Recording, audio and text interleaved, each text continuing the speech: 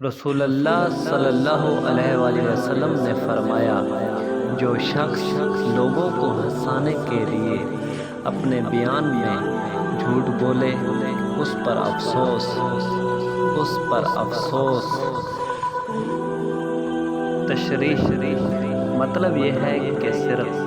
لطف صحبت اور ہنسنے ہنسانے کے لیے جھوٹ بولنا بھی بری بات اور بری عادت ہے،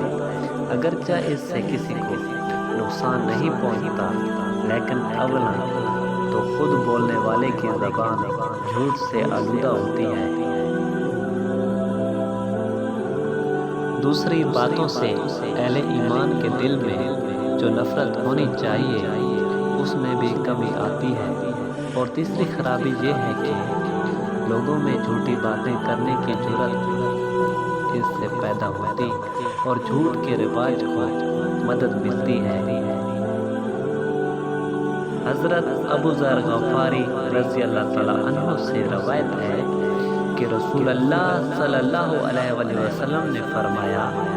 3 آدمی ایسے ہیں کہ قیامت کے دن اللہ تعالیٰ نہ ان سے ہم کلام ہوگا، نہ ان پر عنایت کی نظر کرے گا، اور نہ گناہوں اور گندگیوں سے ان کو پاک کرے گا، اور ان کے لیے دردناک عذاب ہے۔ ابو ذر غفاری رضی اللہ تعالیٰ عنہ نے عرض کیا، یہ لوگ تو نامراد ہوئے اور ٹوٹے میں پڑے، حضور صلی اللہ علیہ وآلہ وسلم یہ 3 کون کون ہیں؟ آپ صلی اللہ علیہ وآلہ وسلم نے فرمایا، اپنا تہمت حد سے نیچے لٹکانے والا، جیسا کہ متکبروں اور مغروروں کا طریقہ ہے، اور احسان جتانے والا، اور جھوٹی قسمیں کھا کے اپنا سودا چلانے والا۔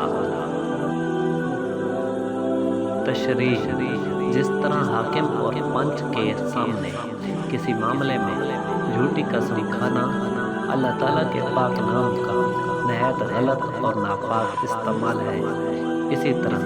سودے کو بیچنے کے لیے گاہک کے سامنے جھوٹی قسم کھا کے اس کو یقین دلانا بھی اسم الہی کا نہایت بے محل استعمال اور بڑی ادنی حرکت ہے۔ اس لیے یہ بھی جھوٹ کی نہایت سنگین قسم ہے، اور قیامت میں ایسے شخص کو دردناک عذاب دیا جائے گا، اور اپنی ذلیل بدکرداری کی وجہ سے یہ کذاب تاجر آخرت میں اللہ تعالیٰ کی ہم کلامی اور اس کی نظر کرم